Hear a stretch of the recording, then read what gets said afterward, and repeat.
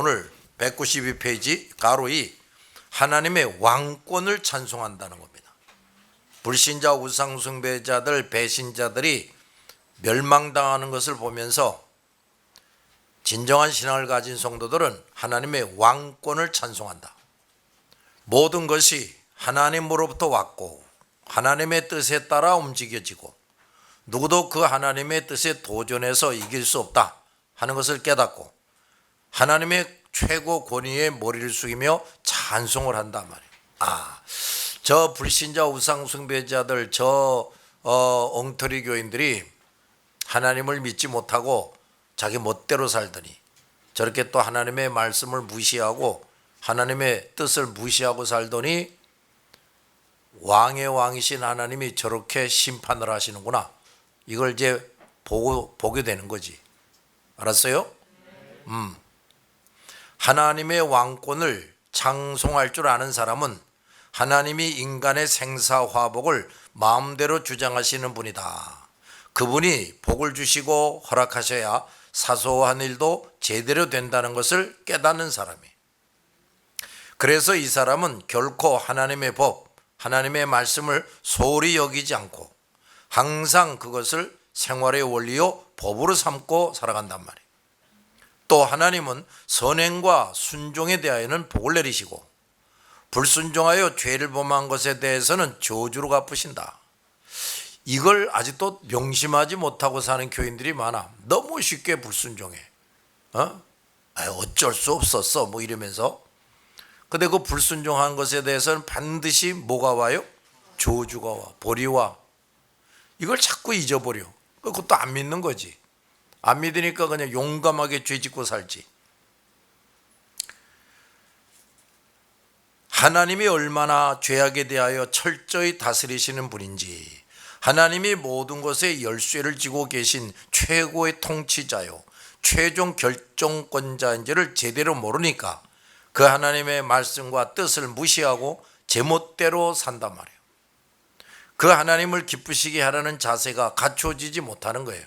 하나님의 왕권을 알고 찬송할 줄 아는 사람은 하나님 중심, 말씀 중심, 교회 중심으로 살고 무엇보다도 하나님을 기쁘시게 하려고 최선을 다하면서 살아갑니다.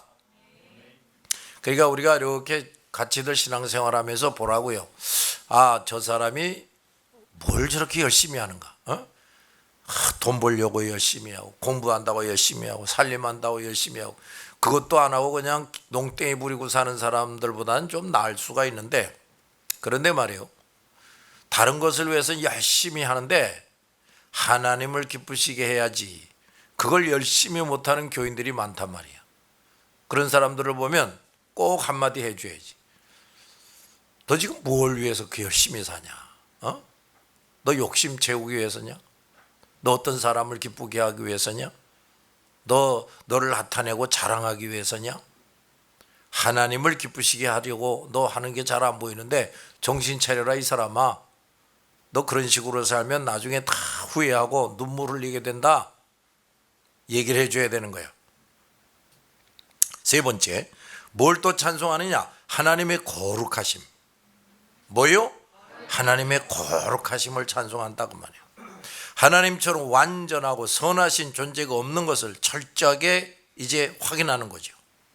성숙해 가는 성도일수록 하나님 앞에서 자신이 얼마나 추하고 악하고 보잘것없는 존재인지를 점점 더 깨닫게 돼요. 이 성숙하지 못하는 사람들은요, 지금 이 땅에 살면서 내가 뭘 덜 가지고 있지, 뭘 못 누리고 있지, 이런 걸 자꾸 생각을 해. 그런데 좀 성숙해 가는 사람은요, 전에는 자기도 그랬는데 이 나라는 사람이 이게 얼마나 한심한 존재인지, 얼마나 어리석은 인간인지, 얼마나 연약한지, 얼마나 또 죄악 덩어리인지 이런 걸 자꾸 발견하게 된다고. 뭐 해가는 사람이 그렇게 된다고? 성숙해가는 사람. 그러니까 이 성숙해가는 사람이 자기 잘났다고 그러고 자기 자랑하려고 그러고 자기 나타내려고 그럴까? 그럴 수가 없지. 그러니까 그런 걸 하는 사람들은 저 사람이 저거 아직도 어린아이로구나. 그러니까 저 짓을 하는구나 하고 생각하면 되는 거야. 따라서 상대적으로 하나님의 완전하심, 거룩하심에 대해서 점점 더 감탄하게 돼요. 그만큼 그 하나님 앞에서 또 더 겸손해지고 진실해집니다. 그래서 또 뭘 점점 더 세심하게 하나? 회개를 세심하게 하지. 자기가 얼마나 추하고 한심스러운 존재인지를 깨닫지 못하는 사람은 하나님의 거룩함을 찬송할 줄을 몰라요. 거룩함이 뭐고 더러움이 뭔지 구분도 할 줄 모르기 때문이지. 하나님의 거룩함을 진정 깨달으며 그 앞에서 자신을 낮추면서 그 하나님의 거룩함을 찬송할 수 있는 성도가 또 성숙한 성도란 말이다. 잘 들었어? 이런 성도의 생활은 성결되고 경건한 생활이 되어가는 거죠. 하나님의 거룩하시구나. 이걸 하면 나도 점점 거룩해지려고 애를 쓰게 되는 거지. 동물들이 자기가 사는 환경에 맞게 보호색을 띈다. 보호색이 뭔지 알죠? 그 보호색을 띄워서 그 주변 색깔과 비슷한 색깔을 지니게 되는 것처럼 하나님의 거룩함을 항상 인식하며 그 거룩한 하나님의 세계와 분위기에서 살아가는 사람은 자기도 모르는 사이에 하나님의 거룩함의 속성을 닮아가게 돼요. 그래서 우리가 교회 중심의 삶을 살아야 돼. 점점 거룩해져 가는 사람들하고 같이 어울려야 나도 조금 거룩해져 가지 않겠어? 점점 더러운 인간들하고 어울리면 나 점점 더러워지지 않겠어? 그렇다니까요. 그래서 또 우리는 교회 중심의 생활을 해야 돼. 자, 이렇게 여러분도 하나님의 능력, 왕권, 거룩함을 진정으로 깨닫고 체험하면서 찬송하는 성숙한 신앙인이 되어야 합니다. 모든 성도들이 여기서도 이런 찬송을 마지막 때의 극심한 유혹과 핍박을 이긴 성도들이 한다 그랬어. 모든 성도들이 속히 성숙한 신앙인들이 돼서 하나님을 닮은 자들이 되고 이러한 찬송을 항상 부르며 과연 하나님을 영화롭게 하는 성도가 되기를 예수 이름으로 축원합니다. 그 다음 65강으로 갑니다. 7대 재배 재앙에서 두 번째 모세의 노래, 어린 양의 노래, 그 다음에 증거 장막의 성전에서 7 재앙 가진 7 천사가 나온다. 그 다음에 진노를 가득 담은 금대접 7 뭐지 이런 게 나와요. 자, 15장 3절부터 8절 떴냐? 자, 정신 차리고 시작.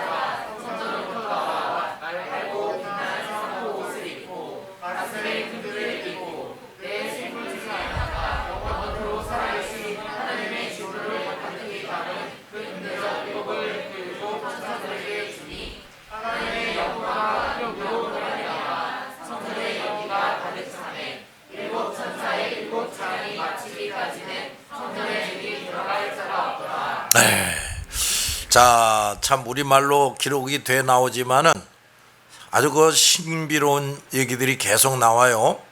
자, 다시 잘 봅시다. 15장 1절에서 2절을 통해서 마지막 재앙이 어떤 것인가에 대해서 서론적으로 살펴봤고, 마지막 시대에 그 극심한 유혹과 핍박을 이긴 성도들은 그 재앙에서 제외되고 그것을 분명히 목격하게 된다는 것을 알았어요. 그리고 그 성도들이 노래를 부르게 되는데 그 노래가 바로 구약시대 성도들이나 신약시대 성도들이 똑같이 부르는 노래임을 알았습니다. 그런데 성도들이 부르는 노래가 과연 어떤 것인가 하는 것이 3절 하반절부터 기록되어 있다. 자, 3절 다시 봅시다. 시작.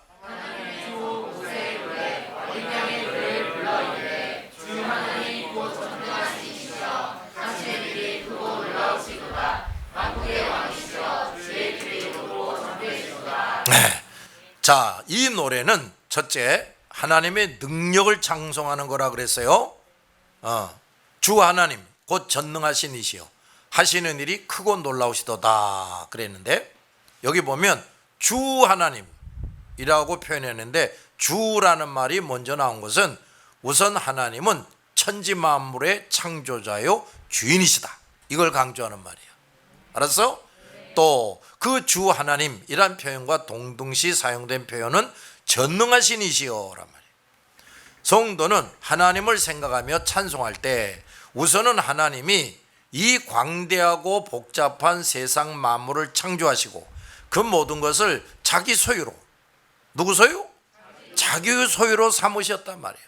그리고 뜻대로 주관하시는 분이다, 이것을 참으로 깨닫는 가운데 그 놀라우신 하나님을 찬송하게 되고, 아울러서 그 능치 못함이 없으신 능력을 깨닫고 감탄을 금하지 못하면서 찬송하는 거라고 말이에요. 자, 이거 봐요.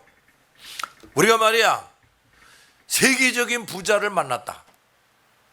우리가 그 사람을 이렇게 눈앞에 대하게 될 때, 야, 저 사람의 재산이 어마어마하다지, 저 사람의 빌붙어서 먹고 사는 사람이 뭐 수십만 명이라지, 우리가 그런 사람을 이렇게 대할 때 대수롭지 않게 볼 수가 없죠.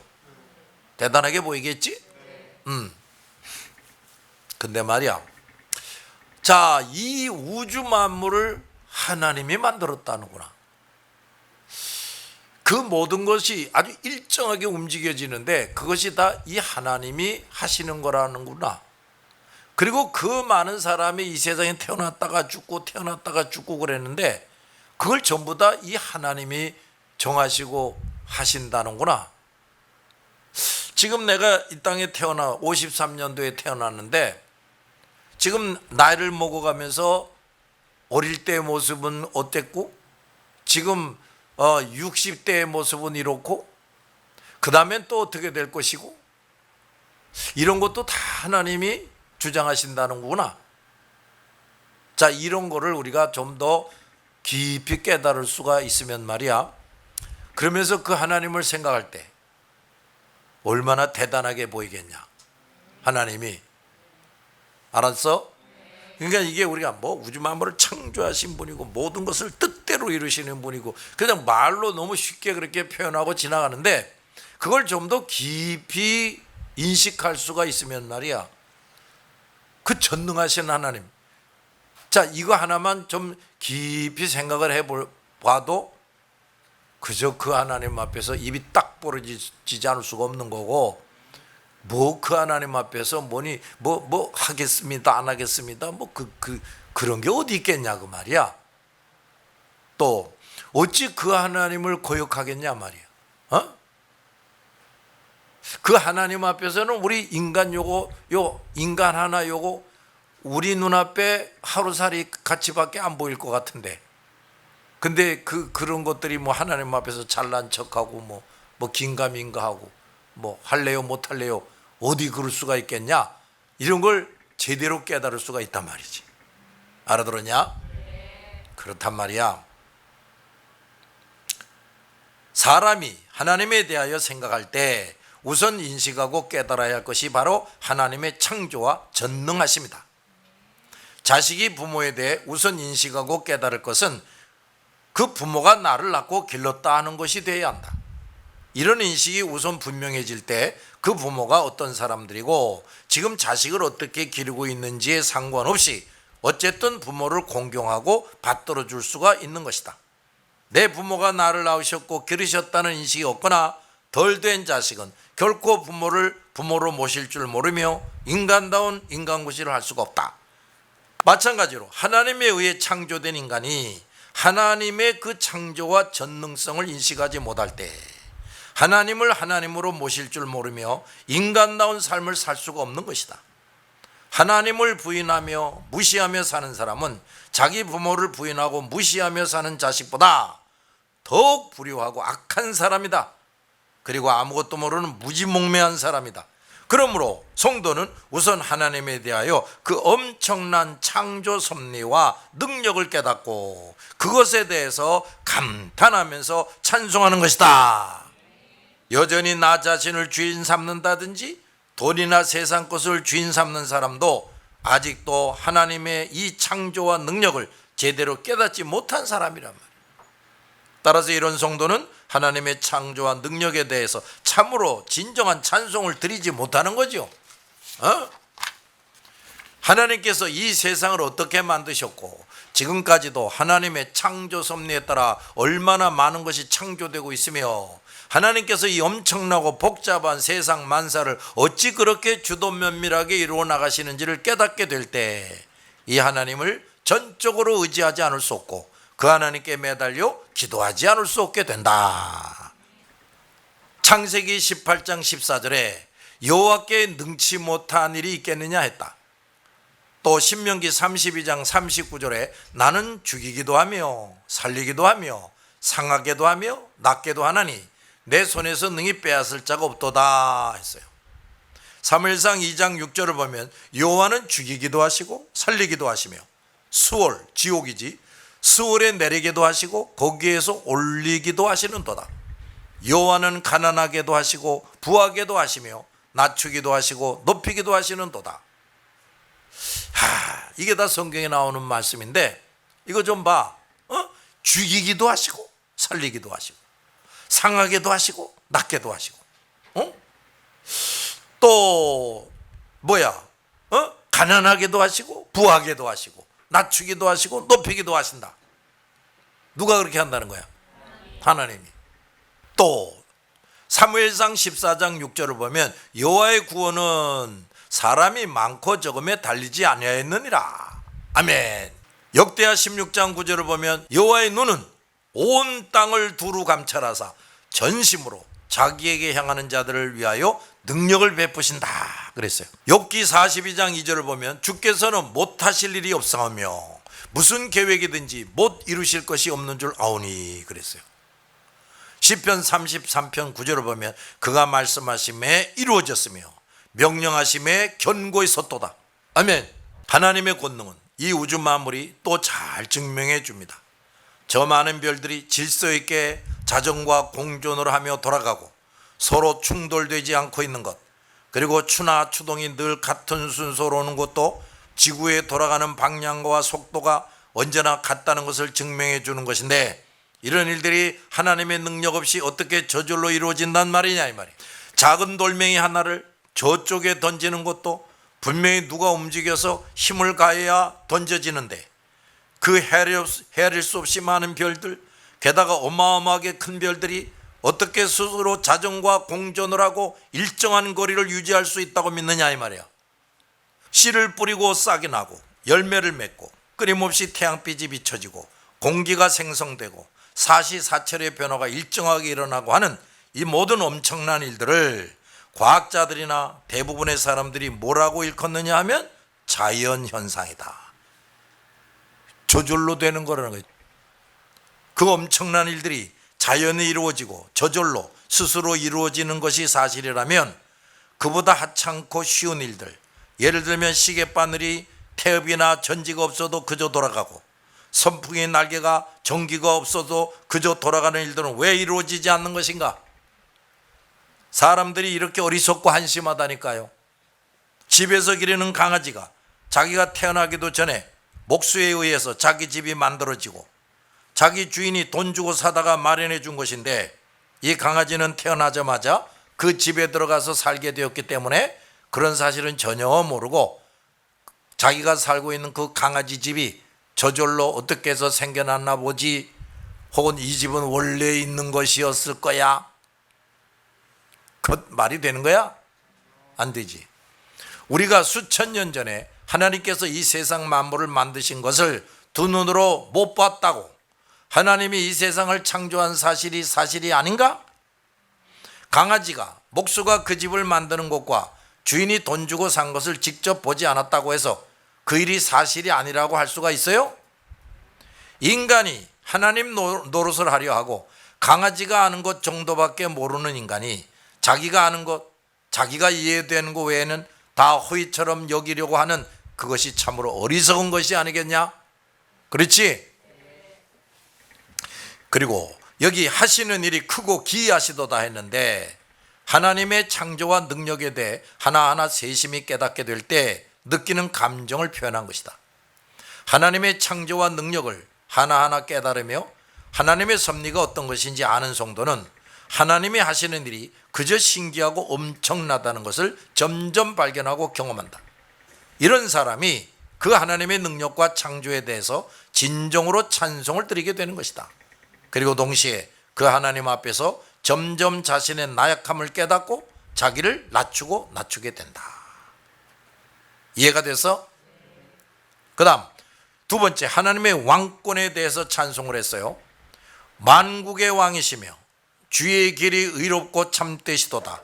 주여 누가 주의 이름을 두려워하지 아니하며 영화롭게 하지 아니하오리까 했다.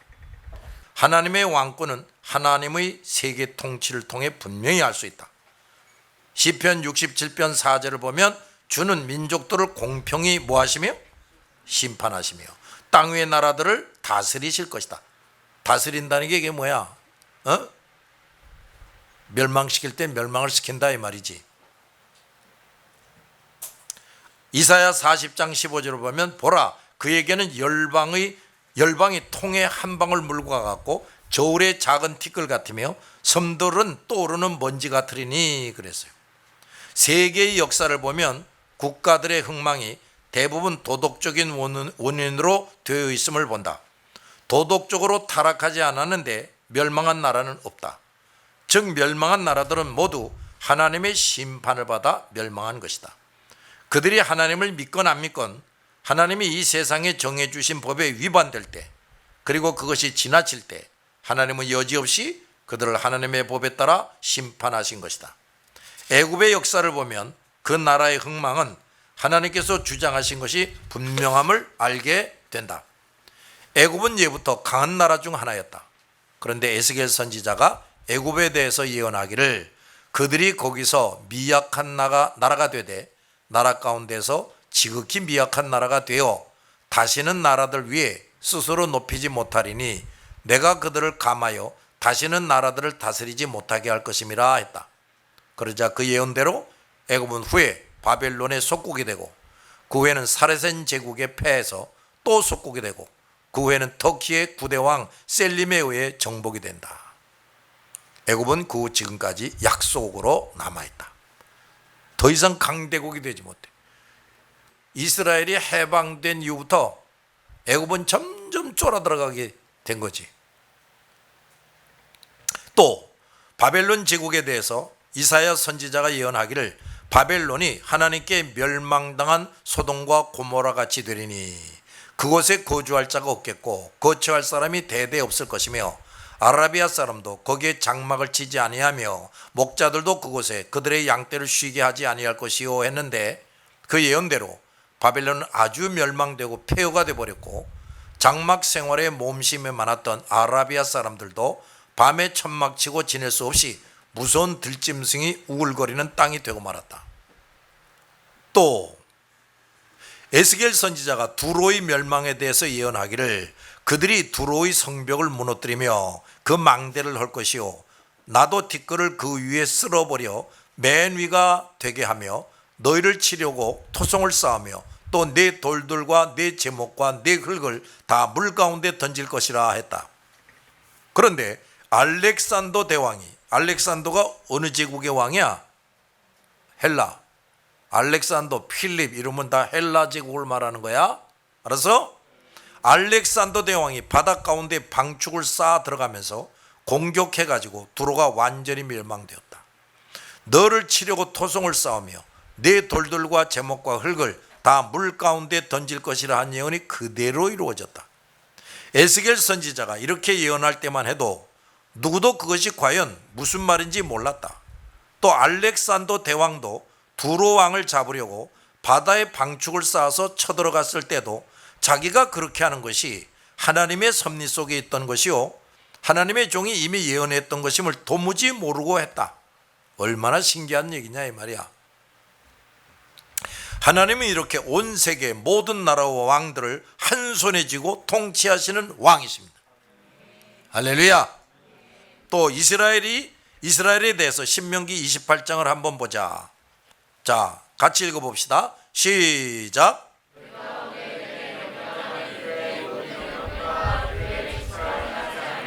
계속.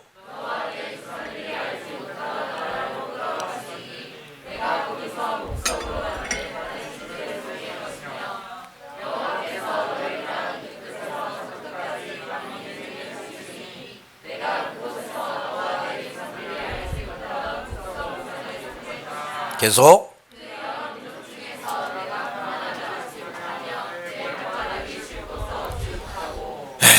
여기 보면 이스라엘 민족이 각국에 흩어져 유리하게 될 것이 예언되고 있는데 과연 그렇게 됐단 말이에요.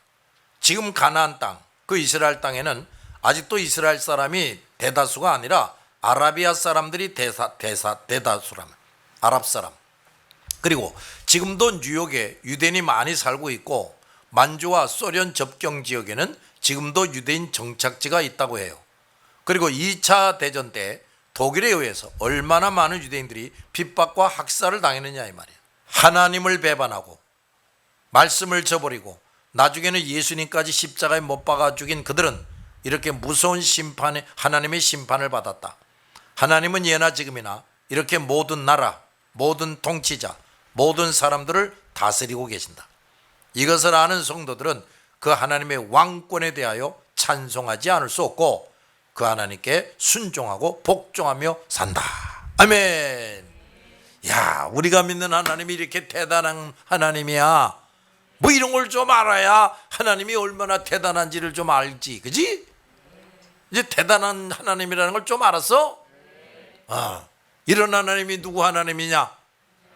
이 하나님이 누구와 함께하고 있냐? 지금 우리와 함께하고 있어요. 할렐루야.